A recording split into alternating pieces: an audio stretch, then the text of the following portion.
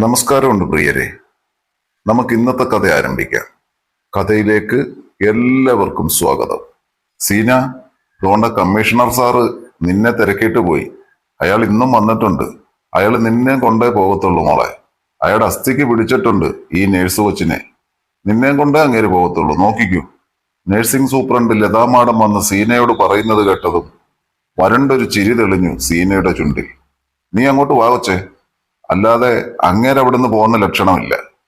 പറഞ്ഞത് കേട്ടിട്ടും ഭാവമാറ്റമില്ലാതെ നിൽക്കുന്നവളെ നിർബന്ധിച്ചു കൂടെ കൂട്ടി പുറത്തേക്ക് നടന്നു സൂപ്രണ്ട്. രോഗികളുടെ വിശ്രമമുറിയിലേക്ക് ചെന്നതേ കണ്ടു അവൾ വരുന്നതെന്ന് നോക്കിയിരിക്കുന്ന കമ്മീഷണർ തോമസ് മാത്യുവിനെ. തെല്ലിട ചലിക്കാത്ത അവന്റെ മിഴികളിലെ നോട്ടം മുഴുവൻ അവൾക്ക് നേരെയാണ്. ഹോളി ക്രോസ് ഹോസ്പിറ്റലിലെ നേഴ്സായ സീനയുടെ നേരെ. ശിരസുയർത്തിപ്പിടിച്ച് അവന്റെ കണ്ണിൽ തന്നെ നോക്കിയാണ് അവളും വരുന്നത്. ഒട്ടും പരിഭ്രമമോ പതറലോ ഇല്ലാതെ. ദാ സാറ് പറഞ്ഞ ആളെ എത്തിച്ചിട്ടുണ്ട്, വേഗം അങ്ങ് വിടണേ സാറേ, നഴ്സിംഗ് സ്റ്റാഫ് കുറവാണ് ഇവിടെ.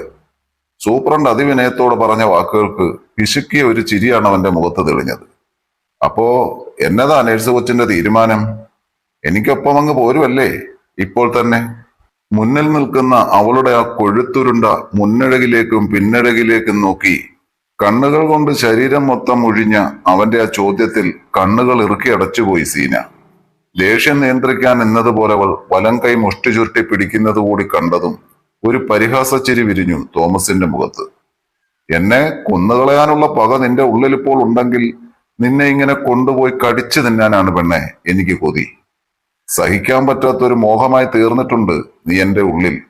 ഊണിലും ഉറക്കത്തിലും എന്നെ ഏറെ മോഹിപ്പിക്കുന്നുണ്ട് നീ. ഇനിയും നിന്റെ പുറകെ അലയാൻ പറ്റില്ല എനിക്ക്. തീരുമാനം വേഗം പറ, പോരുവല്ലേ എനിക്കൊപ്പം ഇന്ന്? ഇന്ന് ഇപ്പോൾ തന്നെ? വല്ലാത്തൊരു മുറുക്കത്തോടെ ചോദിക്കുന്നവനെ പകച്ചു നോക്കി സീന. സാറേ, സാറെന്നെ ക്ഷണിക്കുന്നത് ജീവിതകാലം മുഴുവൻ സാറിന്റെ ഭാര്യയായിരിക്കാനൊന്നും അല്ലല്ലോ.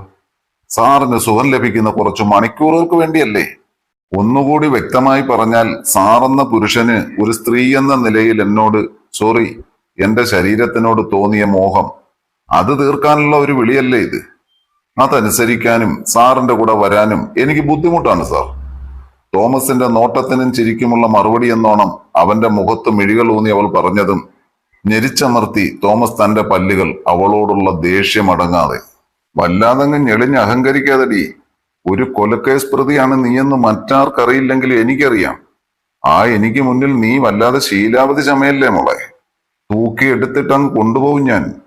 അവളോടുള്ള ദേഷ്യം മുഴുവൻ നിറഞ്ഞിരുന്നവന്റെ ശബ്ദത്തിൽ. തെറ്റ് ഞാൻ ചെയ്തെങ്കിൽ സാർ അത് തെളിയിച്ചെന്നെ അറസ്റ്റ് ചെയ്തുകൊണ്ട് പോകണം, അതാണ് വേണ്ടത്. അല്ലാതെ അതും പറഞ്ഞ് ഭീഷണിപ്പെടുത്തി കൂടെ കിടക്കാൻ വിളിക്കുകയല്ല വേണ്ടത്. അവളുടെ ശബ്ദവും ഉയർന്നു അവനൊപ്പം തന്നെ. ചുറ്റുമുള്ളവർ ശ്രദ്ധിക്കുന്നുവെന്ന് തോന്നിയതും തോമസ് അവളെ ദേഷ്യത്തിൽ നോക്കി അവിടെ നിന്ന് ഇറങ്ങി ഒരു പോക്ക്. തോമസ് മടങ്ങിയ പുറകെ തന്റെ ജോലിയിലേക്ക് മടങ്ങി സീനയെങ്കിലും തോമസ് ഒരു തീക്കാറ്റായി വീശിയവളുടെ ഉള്ളിലാകെ. അവനിലെ അഗ്നിയെ അടക്കിയില്ലെങ്കിൽ ആ തീക്കാറ്റേറ്റു വാടും താനെന്നവൾക്ക് ഉറപ്പാണ്. 3 മാസങ്ങൾക്ക് മുമ്പാണ് 5 വയസ്സ് പോലും തികയാത്ത ഒരു പിഞ്ചു കുഞ്ഞിനെ ക്രൂരമായി റേപ്പ് ചെയ്തു കൊന്നെന്ന് കോടതി കണ്ടെത്തിയ 70 വയസ്സോളം പ്രായമുള്ള പ്രതിയെ കോടതിയിൽ വെച്ചുണ്ടായ നെഞ്ചുവേദനയെ തുടർന്ന് ഇവിടെ ഈ ഹോസ്പിറ്റലിലാണ് അഡ്മിറ്റാക്കിയത്. കാണാൻ സാധുവായ ഒരു മനുഷ്യനെ പോലെയാണ് അയാളെങ്കിലും പെണ്ണെന്നാൽ ഭ്രാന്തു മൂക്കുന്ന ഒരുവനാണ് അയാളെന്ന് വന്ന് അന്ന് തന്നെ തെളിയിച്ചയാൾ. കാമം തലയ്ക്ക് പിടിക്കുമ്പോൾ അയാൾക്ക് 6ഉം 60ഉമല്ല ഒരുപോലെയാണെന്ന് അയാൾക്കരികിൽ അന്ന് ചെന്ന നേഴ്സന്മാർക്കും എന്തിന് ഡോക്ടർമാർക്ക് വരെ മനസ്സിലായിട്ടുണ്ട്. ഉന്നതങ്ങൾ വലിയ സ്വാധീനവും രാഷ്ട്രീയ പിൻബലവുമുള്ള അയാളുടെ വെറും നേരം പോക്കാണ് ഇപ്പോഴത്തെ ഈ നെഞ്ചുവേദനയെന്ന് ഡോക്ടർമാരുടെ സംസാരത്തിൽ നിന്നറിഞ്ഞ അന്ന് അയാളോട് തോന്നിയ തന്റെ പകയുടെ അളവ് തനിക്ക് ഇന്നും അറിയില്ല. ഓർമ്മ വയ്ക്കും മുമ്പ് മാതാപിതാക്കളെ നഷ്ടമായി അനാഥാലയത്തിന്റെ തണലിൽ അഭയാർത്ഥിയായി ജീവിക്കേണ്ടി വന്ന നാളുകളിൽ എപ്പോഴെല്ലാമോ തന്നെ തൊട്ടും തലോടിയും കടന്നുപോയ കൈകളിൽ പലതും തന്നിൽ തിരഞ്ഞതും തീർത്തതും അവരുടെ കാമത്തിന്റെ അടങ്ങാത്ത അഭിനിവേശമാണെന്ന് തിരിച്ചറിഞ്ഞത് മുതിർന്ന നാളുകളിലാണ്. അന്നു മുതൽ പകയുണ്ടുള്ളിൽ ആരോടൊക്കെയോ എന്തിനോടൊക്കെയോ. മനസ്സിനുള്ളിൽ ചാരം മൂടിക്കിടന്ന പകയുടെ കനലുകൾ തന്നിൽ നിന്ന് ആദ്യമായി പുറത്തു ചാടിയത് അന്നാണ്. അസുഖം അഭിനയിച്ച് ആശുപത്രി ജീവിതം ആഘോഷമാക്കി ജീവിച്ച അയാളുടെ കൈകൾ തന്റെ മാറിടങ്ങൾ തേടി വന്ന് അവിടെ കൈകൾ അമർത്തിയപ്പോൾ ഞെട്ടിപ്പകച്ച അയാളെ നോക്കിയ തന്നെ നോക്കി ചിരിച്ചുകൊണ്ട് അയാൾ വീണ്ടും വീണ്ടും മാറിടങ്ങളിൽ കൈ അമർത്തിയതും താൻ പോലും അറിയാതെയാണ്. തന്റെ കൈ അയാളിലെ പുരുഷന്റെ മർമ്മം തിരഞ്ഞത്. തന്റെ പ്രവൃത്തി ആദ്യം അയാളിൽ അത്ഭുതവും അമ്പരപ്പും സന്തോഷവും സൃഷ്ടിച്ചെങ്കിൽ തന്റെ കൈമുറുക്കം ഏറിയതും കണ്ണുകൾ തുറച്ചുപോയി അയാളുടെ. ഒന്ന് അനങ്ങാൻ പോലും സാധിക്കാതെ അയാളുടെ ശരീരം വിയർപ്പിൽ മുങ്ങുന്നതും കണ്ണുകൾ മേൽപോട്ട് മറിയുന്നതും വെറും ഒരു കാഴ്ചക്കാരിയായി നോക്കി നിൽക്കുമ്പോൾ തനിക്ക് മനസ്സിലാവുന്നുണ്ടായിരുന്നു അയാൾ കള്ളം പറഞ്ഞ ആ നെഞ്ചുവേദന ഇപ്പോഴയാൾക്ക് ശരിക്കും അനുഭവപ്പെടുന്നുണ്ടെന്ന്.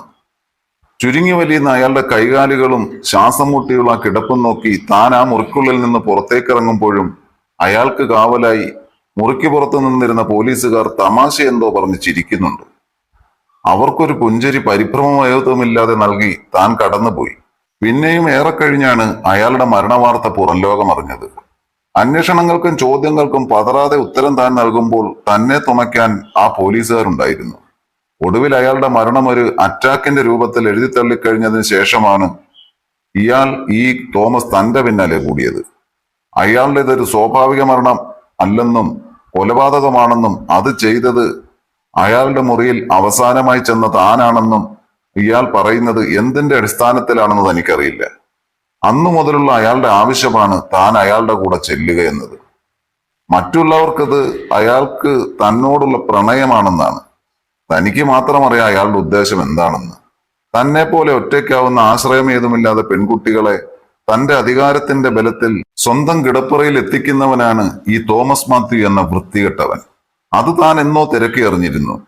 വീണ്ടും ഒരിക്കൽ തന്നെ തേടിയെത്തിയ തോമസ് മാത്യുവിനോടൊപ്പം എതിർപ്പൊന്നുമില്ലാതെ ആരും അറിയാതെ പോയി സീന. അവൾ മടങ്ങിയെത്തിയതിന്റെ പിറ്റേന്ന് പത്രങ്ങളിലെല്ലാം നിറഞ്ഞു നിന്നിരുന്നു കമ്മീഷണർ തോമസ് മാത്യു വീടിനുള്ളിൽ അറ്റാക്ക് വന്ന് മരിച്ചുവെന്ന വലിയ കോളത്തിലുള്ള ആ വാർത്തയും ഫോട്ടോസും. തെളിവുകളൊന്നും ഉണ്ടായിരുന്നില്ല എവിടെയും സീനയിലേക്ക് എത്താൻ. സംശയവുമുണ്ടായിരുന്നില്ല ആർക്കും ആ മരണത്തിൽ. സ്വയം രക്ഷപ്പെടലിന്റെ ഭാഗമായി കുഞ്ഞുനാളിൽ എപ്പോഴോ ആരോ അവൾക്ക് പറഞ്ഞുകൊടുത്ത ആ പ്രവൃത്തിയിൽ എപ്പോഴോ അവൾക്കൊപ്പം ദൈവവും പങ്കാളിയായിരുന്നിരിക്കണം. തനിച്ചായി പോയവർക്ക് താങ്ങിനെന്നതുപോലെ.